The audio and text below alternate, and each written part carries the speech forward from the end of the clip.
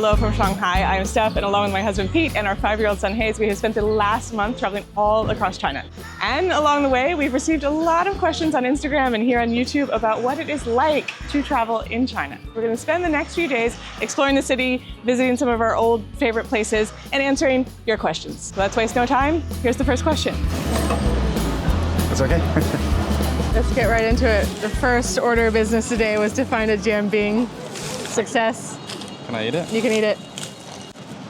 And the first question is, what has changed since your first time here? In case you haven't heard it 14,000 times by now, Pete and I met when we both moved to Shanghai in 2008 after college, and everything has changed. Like when we last lived here, when we left, there were 11 metro lines. Now there's 20. Pete's bald. When we moved here, the iPhone had been out for less than a year. So like that to me is like the most major thing. Like now everything is on your phone, the payments, the transportation, like everything. And everybody's looking at their phones literally all the time. And when we lived here, there was a website called Smart Shanghai. We said Shanghai back then. Now it seems like everybody says Shanghai. So that's something that's changed. Everybody's pronouncing it more correctly.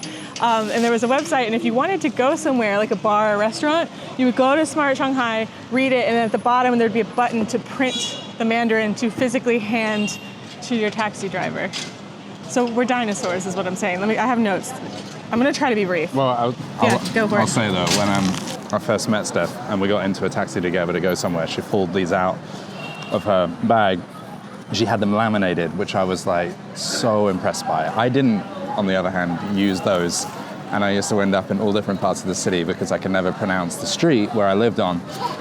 So I knew it was a smart move to stick with Stephanie. I don't remember being able to find a cup of coffee when we lived here. Now there's like a trillion cafes, particularly in the French concession where we are now and where we lived.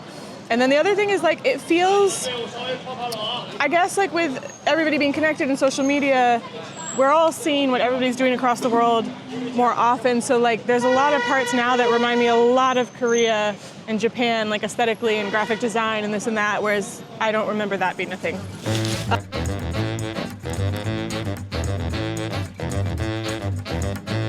Speaking of smartphones, somebody said that they heard that nobody carries cash in China. How do you pay for things? That is absolutely correct. And my biggest tip before you come here is to download both Alipay and WeChat and do it before you get here so you have access to your home phone number. That's important. But literally everything from the jianbing we just ate for $1 to our tickets to Disney World tomorrow, Disneyland.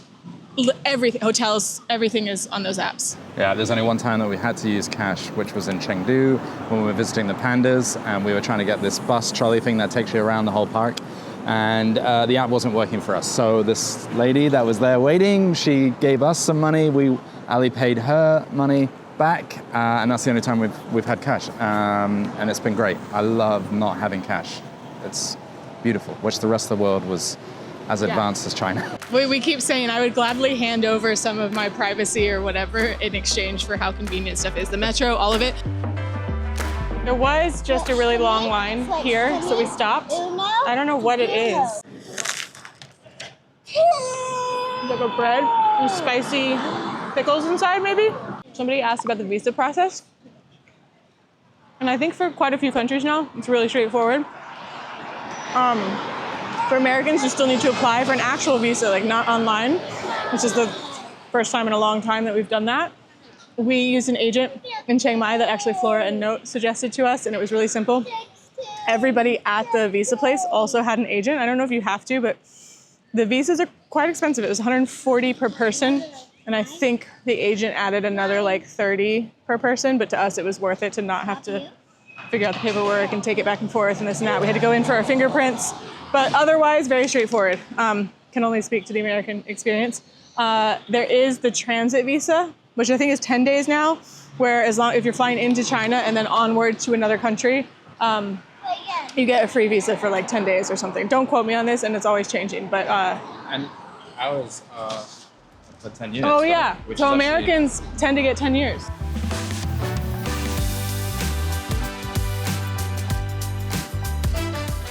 Has to be done, doesn't it? Okay, this question is from one of our friends, Sarah, who asked, "Are you missing me?" Because we met Sarah here and her husband, Cyrus, in Shanghai. yes, we are missing you greatly because we're in Abbey Road. So for anyone else or any of our other friends that are watching this, did a little bit of a trip down memory lane, but sadly they changed locations. This is a new location, doesn't hit the same. The Carlsberg doesn't hit the same. I wouldn't recommend coming in here unless you're on a nostalgia tour like us, because we used to spend a lot of time at Abbey Road. One thing we get asked all of the time, but especially in China, is how do we stay connected when we're traveling? And the answer is with an eSIM. An eSIM is a digital SIM card built directly into your device that allows you to connect to a mobile plan without a physical SIM card. Our favorite provider is Olafly, who we've been using for years now in countless countries. Olafly provides unlimited data in over 200 destinations worldwide. You choose your plan duration in their easy-to-use app. They send you a QR code. You scan it on your phone, which takes literally 5 seconds. And when you land, just toggle it on in your cellular settings, and you're connected immediately. You can start enjoying your trip the moment you touch down.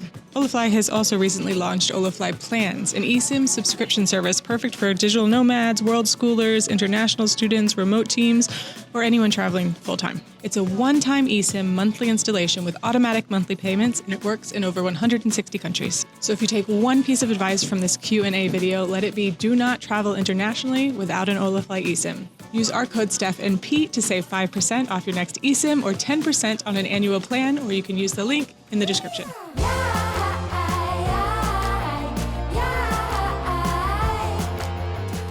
Look at this, we made it! Made it! To my mom and dad's block. Look! There weren't Teslas parked outside when we lived here, were there? Okay, now that I'm awkwardly standing in the alleyway we used to live in, and quite emotional, time for another question. I was going to save this one until later in the video when you get a better sense of how we feel about China and if we've enjoyed traveling here, whatever. But somebody asked, would we consider living here? And I felt like this was probably a good place to answer that question. And I think the answer is like, yes, absolutely. We love living in Asia. We don't know if we'll be in Chiang Mai forever. I don't think we will. We're open to lots of other places. And we were curious if coming back to China would make us feel like we wanted to live there. And I kind of expected to feel sort of like neutral. Like I'm kind of open to everywhere. I've lived a lot of places. I've loved them all. But I feel like I feel slightly this way to neutral, of like actively maybe wanting to push that up the list of things. I don't know. Who knows? But absolutely, I would consider living here. I would just add that this apartment, do you remember? It was so great. It's like still one of my favorite. I'm kind of hoping somebody comes down. I know, yeah, and that's not going to happen. But it was like one of the best places we lived in. It was the first place we lived in together. But the furniture was great. It was so comfy, wasn't it? Yeah, I'll insert a photo, but then. And we had some really good parties here as well, actually. We had really good parties. There were these guys that you could call, and they would deliver a keg and like a cooling system to your house. And the guy, Pete's probably going to shout it out from the side, would always have a bird in his pocket. And he would come and like fiddle around and like install this like keg. One time for my birthday, thank you 10 and 11, my mom figured out how to send my roommate before Pete moved in money. I don't know how they did it. It was 2008. There wasn't like Venmo. Somehow figured out how to send her money to buy the keg to surprise me. And then when I went to pay him, I didn't have to buy it because my mom, anyway, these were the good old days. Good morning. It's actually 2 days later now because yesterday we surprised Hayes for the trip to Disneyland. So now it's Friday, and today's plan is to do some more wandering in this neighborhood, to do some shopping, and to take Hayes to see the Bund. But for now, let's jump into the next question, which is, the hotels you're staying in look really nice. Tell us more. Yes, we have been staying at some of the nicest hotels I've stayed at anywhere. Pete and I have loved IHG for a long time. We have the IHG credit card, which allows us to earn points to redeem for hotel stays. And on this trip, we have been lucky enough to collaborate with some hotels in the IHG group across China. We have been staying in some truly amazing properties, and many of them have been ultra sleek and modern. But here in Shanghai, we're staying at the Intercontinental Regine, which is this super historical property, which has been fun. It originated as the Morris residence in the early 1900s, named after its British owner, who was also the owner of Shanghai's first Greyhound dog racing track. And this place has seen some history. It is where Chiang Kai-shek hosted his engagement ceremony. It served as the headquarters of the Communist Party in Shanghai in the 1940s. They've hosted all sorts of dignitaries, including people like Theresa May and Prince William. Oh, it's also home to Shanghai's oldest well. Seriously, there's so much history in these buildings. Today it's home to just over 200 hotel rooms, including our beautiful room in the Club Intercontinental building, where we also have access to a luxurious afternoon tea and evening happy hour. But most importantly, the location here cannot be beat. We have been walking all around our favorite neighborhood here in Shanghai, the French Concession, and coming back to these beautiful, peaceful grounds. It has been the perfect last day to our trip in China. As usual, if you'd like to see the full room tour, stay until the end of the video. But for now, we have some more reminiscing to do.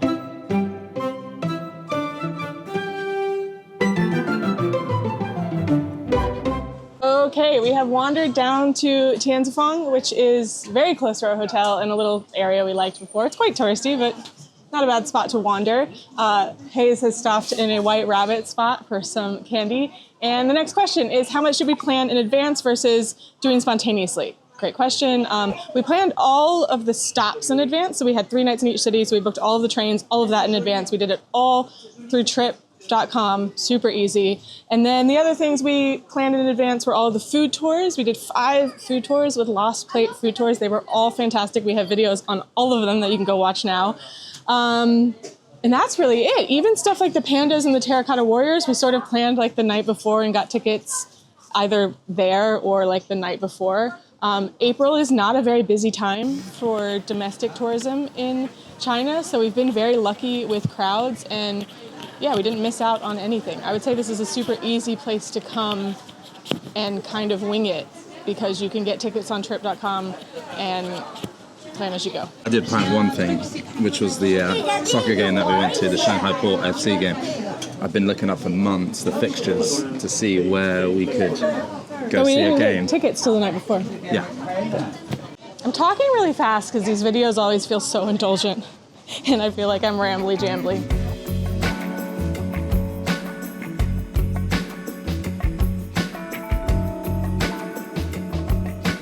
All right, let's do a walking question. We have just arrived to Fuxing Park, which was one of my favorites. Somebody asked how often I needed to rely on my Mandarin skills. And skills, I would say, is an overstatement. My Mandarin is horrendous. However, we have encountered less English here than most destinations we've traveled to recently, and it can be handy to know a few words, and it's been helpful to know what people are talking about or how to order or count or bargain or vague directions. So I've definitely been using it, probably more than I expected, but you can certainly get by with translating apps. Another quick question is it child-friendly? And somebody also asked about availability of like high chairs and changing rooms. And I will say Pete and I aren't the best to answer those, because we tend to think most places are kid-friendly and we're pretty low maintenance when it did come to changing diapers and this and that. However, I think you could find both of those things pretty easily. And I think on a whole, it's a very child-friendly place because there's so many people. Kids are a part of everyday life. Generally, they seem well-liked. There's a lot more of them here than there were when we lived here and there was still a one-child policy. So yes, I do think it is quite child-friendly. It's incredibly safe, very clean. So yes, not a question, but I just love Hayes is 5.5 now. And he's the age where he can navigate us to lunch. I said to Pete, not only can he navigate, but we can feel comfortable allowing him to do so while holding our phone, which in many cities in Europe, you wouldn't do. So there weren't any explicit questions about safety, but it is incredibly safe here.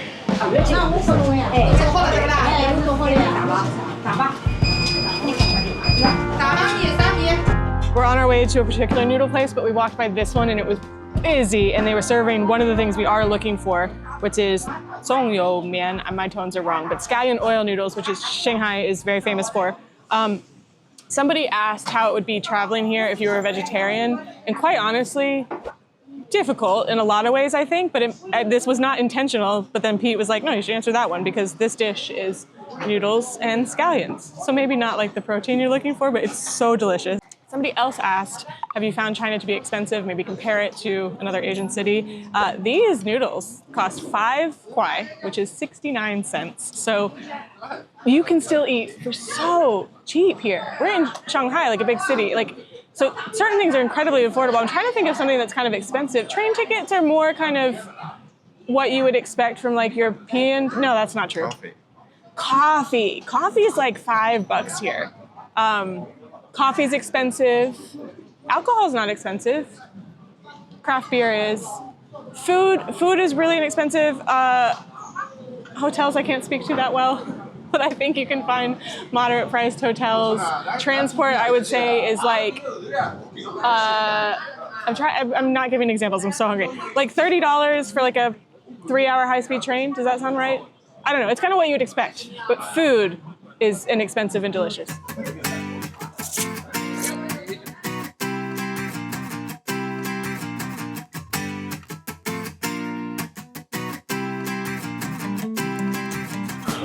We're about to dig into some sesame noodles with like a spicy meat topping. How?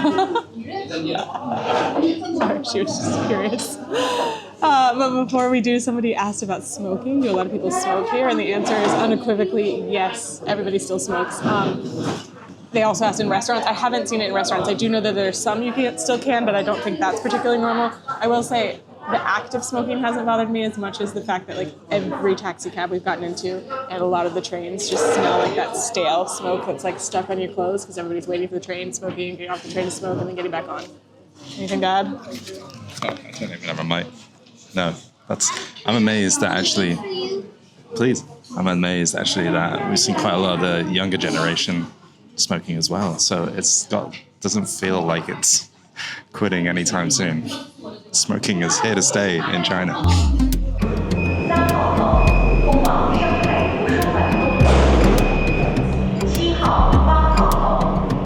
Someone asked us how's the train travel compared to Europe, and it is night and day. The trains here in China are unbelievable.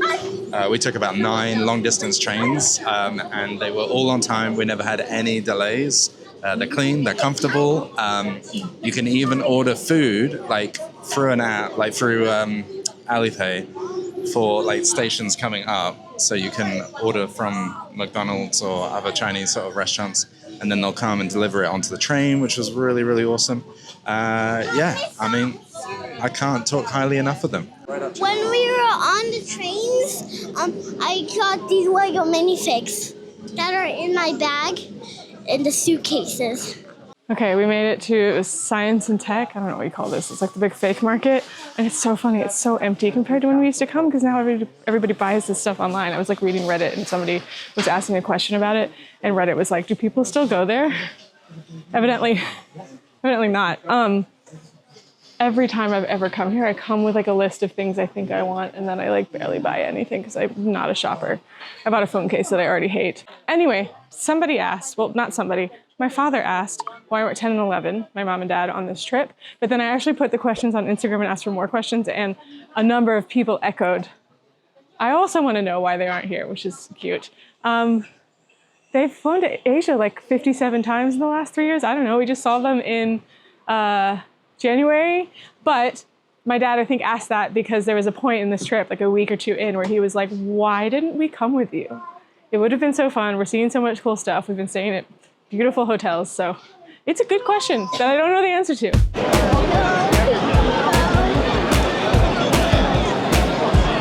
Welcome to Nanjing Road. We're on our way to the bund to go show Hayes. We've deprived him of the Great Wall of China, so showing him the bund in Shanghai is the least we could do.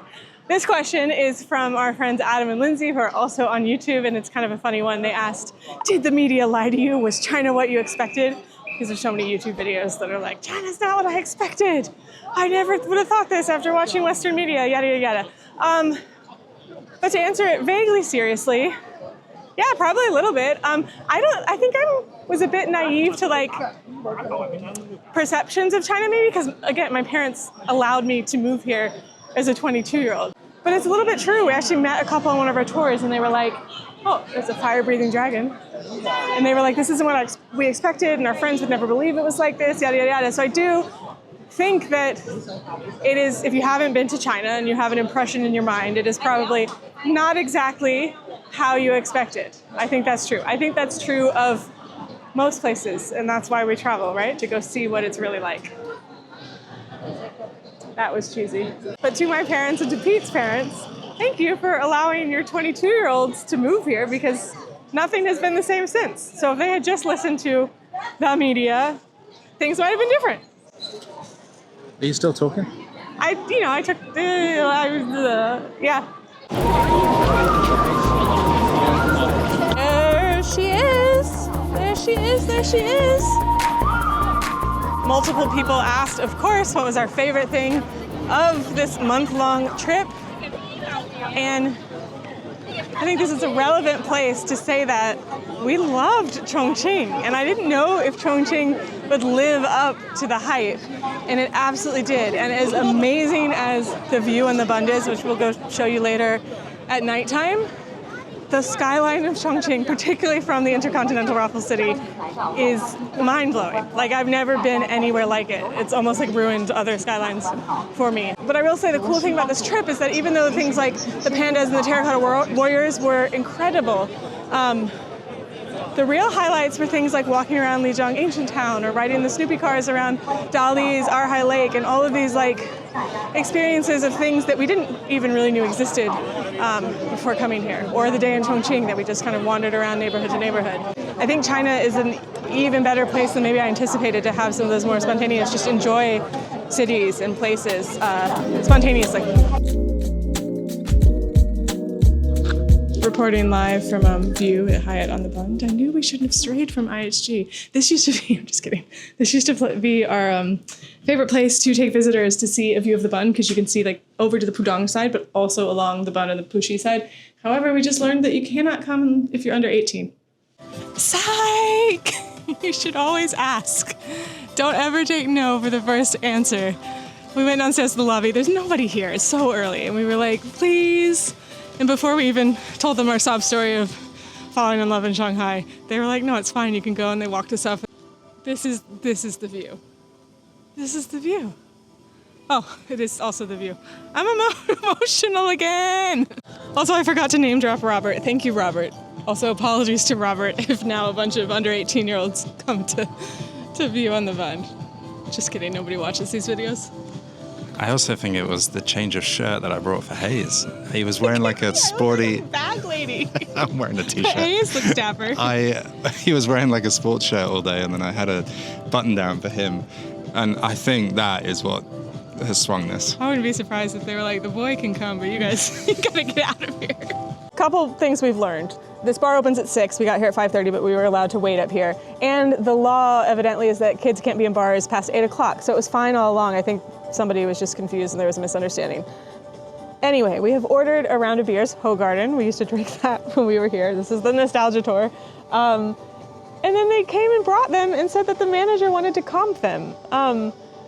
And my cameras weren't even out. They don't know we're making a video. We told them now, but like, anyway, it was just, I think, a nice thing, which is a good segue into a question we got a few times, which is like, what is it like to be an American in China right now? And I will say that nobody has brought up politics. Nobody's asked any questions. We haven't been treated differently. It feels incredibly neutral. And when we lived here in 2008, I feel like every taxi ride, there was like, they wanted to talk about Obama or Chi La-ri, which is how they said Hillary. And it was like this curiosity that I don't feel as much right now. I don't know why. And I'm certainly not gonna get into why on this channel, but we haven't felt anything one way or the other. We've just felt hospitality, honestly. I had already recommended this place. I want to recommend it again. And I do want to say one thing that I don't think I realized is how slow the recovery of foreign visitors post-COVID has been, or felt like it has been here. We've heard that from hotels and attractions and stuff, that the domestic population is traveling as usual, but the international visitors are taking longer to recover. So come to China, come to Shanghai, come to View on the Bund. If you want IHG property on the Bund, the Regent is just a few doors down. It opened in 2023. It is nice.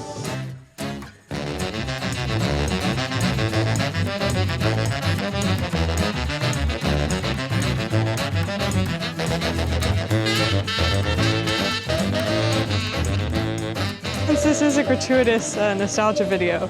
Pete, do you remember that this place, you used to pay for a drink probably like 70 kwai, I don't remember, and it came with like a cheese bar? Do you remember that? So you used to come here. We didn't do it often because for us it was still expensive, but you would buy a drink during a happy hour. I don't know if it was a certain day of the week or all the time, and it would have like cheese and crackers and hors d'oeuvres, and you would like help yourself to as much as you wanted. I mean, we would like make a meal out of it. Yeah. Oh, it was so good. I don't think they And do I that don't think it anymore. was that expensive, but for us it was like special occasion or like visitors in town. And we didn't eat a lot of cheese, like we didn't get a lot of cheese then, so like a bunch of cheese was like so exciting. Okay, you get the point. Good morning. Good morning. Good morning. It's the next day. We leave tomorrow. And so today we're having a low-key morning going swimming. My dad is here too, if you didn't see. And Pete is here too, and I am wearing a shower cap because here's the thing I didn't know about pools in China, but it's also, I think, the same for most pools in Korea and probably Japan. You have to have swim caps. I haven't been swimming that much, so I didn't purchase one. But when we were in Chongqing, we were filmed by a French TV station, and they wanted us in the swimming pool. Maybe that's been in one of our videos, I'm not sure. And they gave me a swim cap, so I'm potentially going to be on national French television looking like this, which is cool.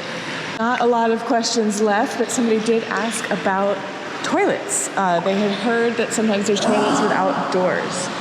I am here to both confirm that that was true when I lived here in 2008, but on this trip in 1 whole month here, I have not seen a single doorless toilet. I will say squatting toilets are still super common, and it's not like an age of the building thing. We went to a brand new luge attraction in Dali, and they were almost all squatters. I'm not sure that there was a Western toilet. And speaking of Western toilets, that's a silly name for toilet.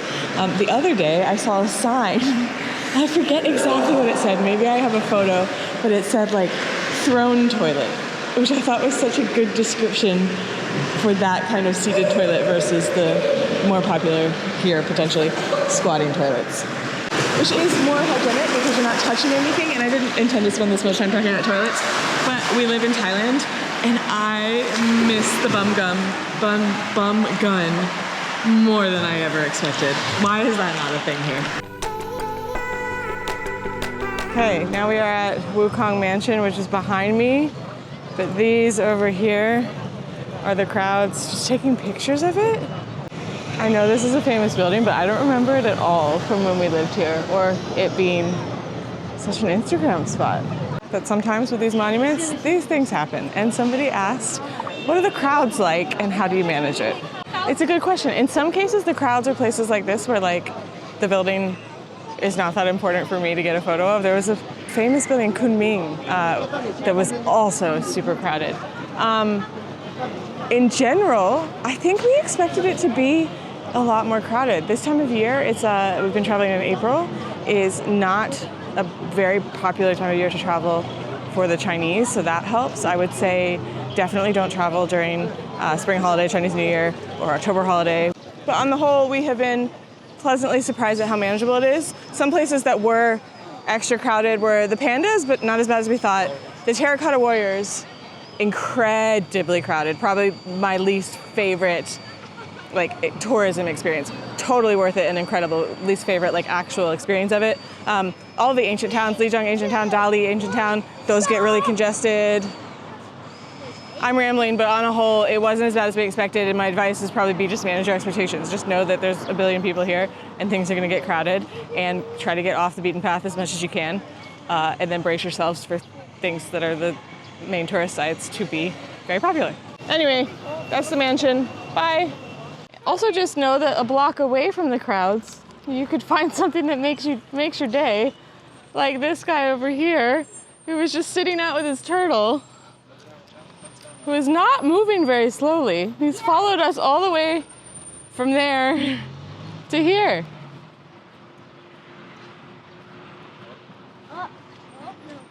I don't think he's been treated very well, if that wasn't obvious.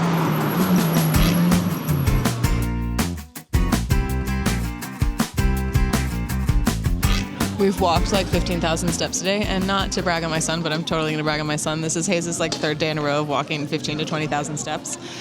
We wanted to get a beer. We were around Wukong Mansion. We remembered Boxing Cat, which opened in 2008 when we lived here. It was nearby, and then we went and it was closed, so I don't know what's going on there. I know they have other locations. We even saw someone in Suzhou. When we lived here, that was, I think, the only craft brewery around.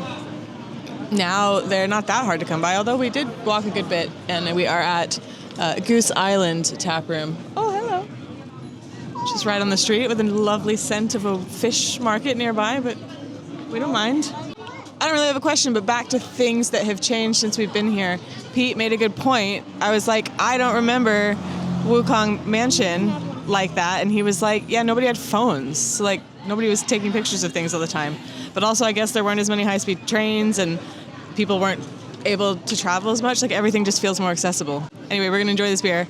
We're gonna go to dinner. We have one more question, and then that's it. Here we go.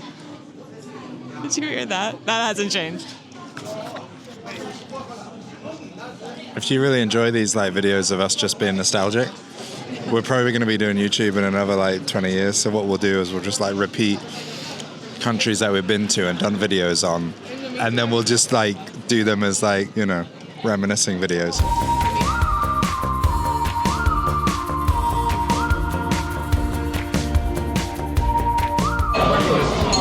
Old habits die hard. And this is a nostalgia trip. We're at Dishuidong, which is Hunan food. Hunan is a province near Sichuan. I think it's very spicy. And I think the last question of the video is going to be, because if you've watched the video this far, I think by now you probably want to come to China, right? And somebody did ask, like, what's the perfect itinerary for a first timer and how long do you need? And you want to say something? Okay. Also, this is our last dinner in China. Our very last dinner. Or I think we're going to have one on the flight. For this trip. This is our last dinner on this trip. Yeah, Come back to China? Yeah. But I think we're going to have a dinner on the plane, because the plane, I bet, is going to be so long. I don't know if we're going to have dinner on the plane because we're flying Spring Airlines, which is like a low-cost airline. Don't put that in your mouth. Hey, do you want to share what's been your favorite thing about China? I really wanted to say the favorite part of China was my Tangulu. Your Tangulu.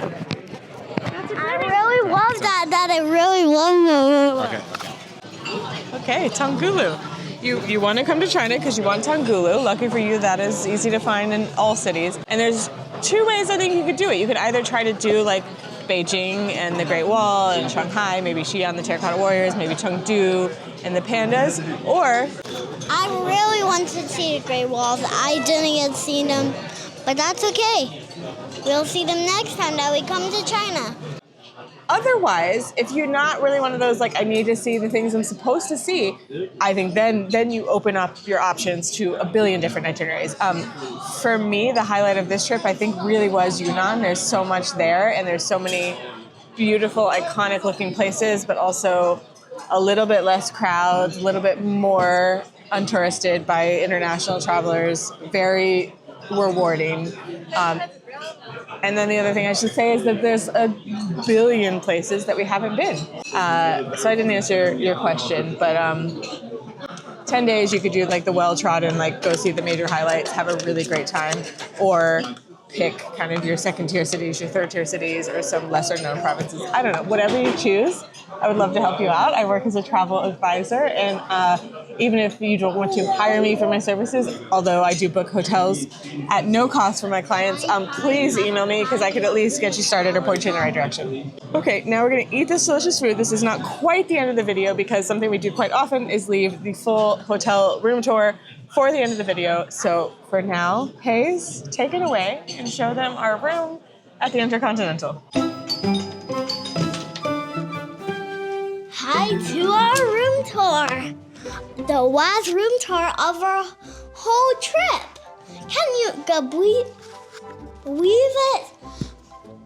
We'll show you the bathroom first. The shower is right here. If you just come into here, it's right there. And the toilet, and you're right next to the bath. That's right there. My dad's doing some laundry. And also,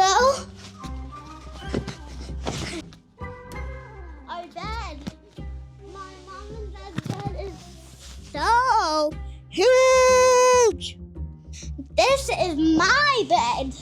And The balcony is right here. You can hear of the birds humming in the garden. There's the next building. Other building there. The video's over. Say bye. I'm sad. Thank you for watching our China series. And thank you to the Intercontinental for a wonderful stay. Best grand finale. And thank you to IHG in general and to everybody that made our trip so special. I'm really quite emotional. I hope you liked my room tour. Whoa! I'm reluctant to put the camera down because I don't want it to be over. But it's over. We fly back to Chiang Mai tomorrow. And our next video is going to be from Nepal. Oh, yeah. Cool. Well, it's going to be from you in the pool. Yeah, just Tastes me. nice staying home. Anyway, thank you I for need watching. candy. We have lots more China content that we're slowly posting on Instagram. So if you don't already, follow us over there. Bye. Bye.